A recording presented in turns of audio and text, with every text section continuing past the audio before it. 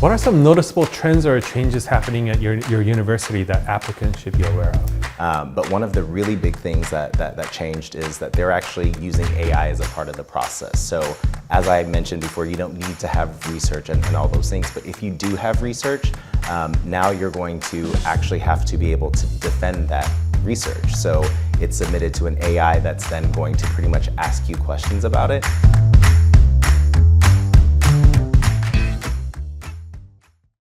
Welcome to the Vision interview. My name is Fred and we have a special guest today. Terrell is a former admissions officer from Caltech. Derek, it's great to have you today. Hi, thanks Fred. All right, to start off, can you tell us a little bit about yourself and your career? Sure.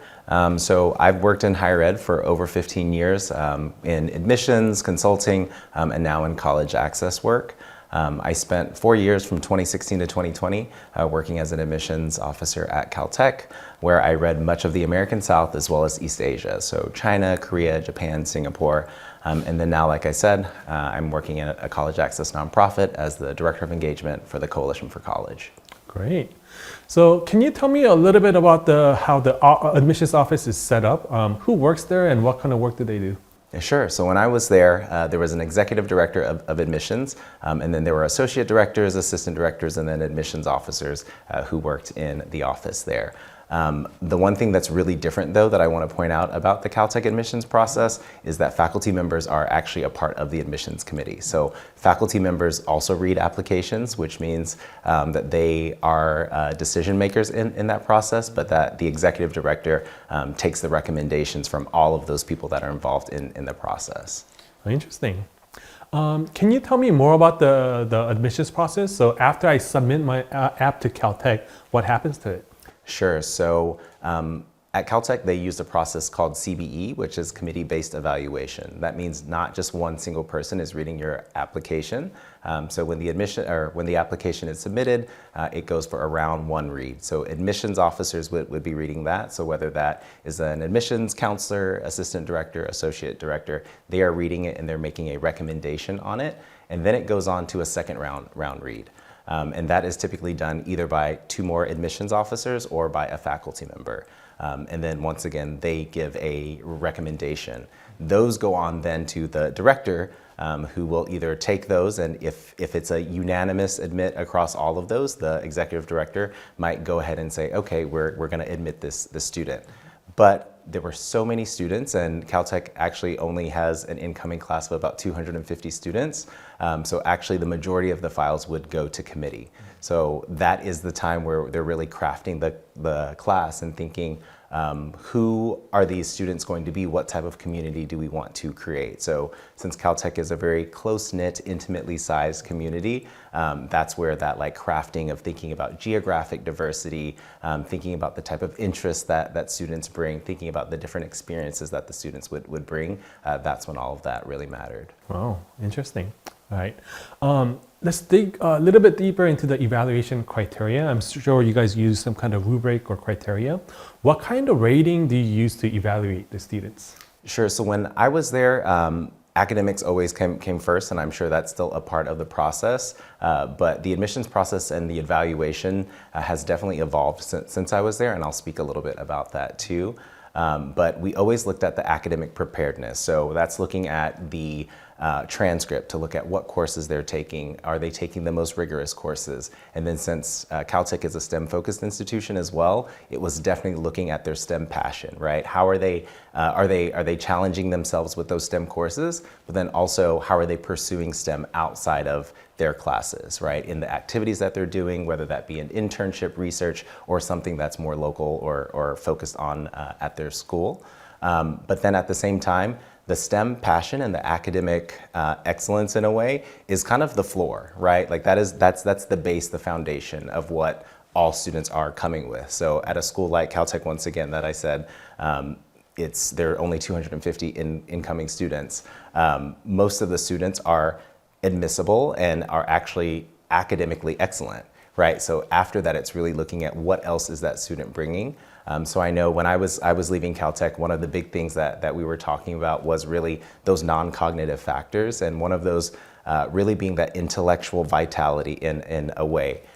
but it really was thinking about how are they pursuing with passion STEM and anything else that they were interested in. And then on top of that too, it really was looking at the community impact. So students were not just pursuing STEM or pursuing these passions for themselves or to pad their resume, but it was they wanted to make an impact, whether that's at their school at that level or a local level, a state level, national level, all of those things. So really seeing how they're impacting their community. And then I think one really important thing to also consider or think about is that coherence across the entire application. So are we seeing that in the essay? Are we seeing that in the transcript, the recommendation letters, as well as everything else that goes into the application? I think you sort of answered this question, but then I'll still ask. Most applicants to the top colleges like Caltech, they have great GPAs, they have high SATs and awards and leadership positions. So, but you still need to deny more than 90% of qualified, more than 90, probably more like 96% of, or maybe 97% of qualified applicants, right? So can you tell us like, what are some key factors that really distinguish the single digit admit cases? Yeah, so I was gonna say, I think it's definitely not just the academics, right? Because the majority of the students that apply to Caltech already are academically excellent. So it really is trying to distinguish like what their impact is and on which communities. I can think of two cases, for example.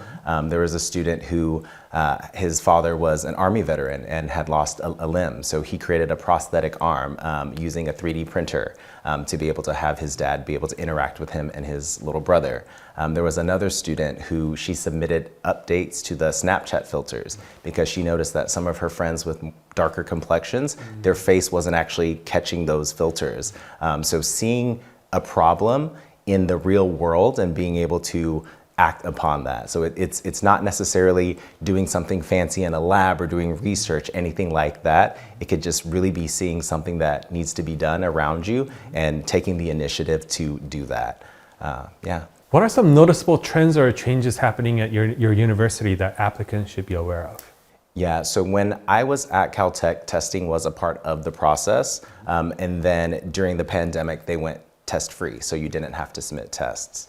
Now, I think in about April of 2024, they went back to accepting tests. Like it is actually a required part of the process. There definitely is no cutoff for those testing scores. However, they're definitely, I'll say most of the students are scoring on the high end. But one of the really big things that changed is that they're actually using AI as a part of the process. So as I mentioned before, you don't need to have research and all those things, but if you do have research, now you're going to actually have to be able to defend that research. So it's submitted to an AI that's then going to pretty much ask you questions about it. So you're really going to have to be able to claim that intellectually, that this research is research that you've done. So I think back in the day where people would submit abstracts or just submit research that was done by them or by anybody else, there was no way to really authenticate or verify it. But now that that's a part of the process, you'll have to actually be able to claim that as yours. Okay. Is there any message or advice you'd like to share specifically with Asian or international students who are considering Caltech or other top universities? Yeah, so when I was reading applications, a lot of the Asian students that I saw, they typically wanted to lead with their credentials, right? They wanted to lead with the awards and some of those things that they've done. But it really is not about all of these awards or the title of the things that you do. It's how you're taking your interest and how you're taking those things and using that to do something for others. So really think about how you're taking your studies, how you're taking anything that you're doing and how that applies to the real world. And then also just think about being yourself, be authentic. I think one of the things that we always talk about is being able to read authenticity. So when it's there, that's amazing, but we can also tell when it's fabricated too. So make sure that the story that you're telling is truly you, and make that connection between your passions and the things that you're doing to how you can help others and be a part of a collaborative community. Well, great. Thank you. That was very insightful, and I feel like we learned a lot about more intricate details about how Caltech admissions works now. It was great having you here, Derek, and we hope to see you again. All right. Thanks, Fred. Thank you.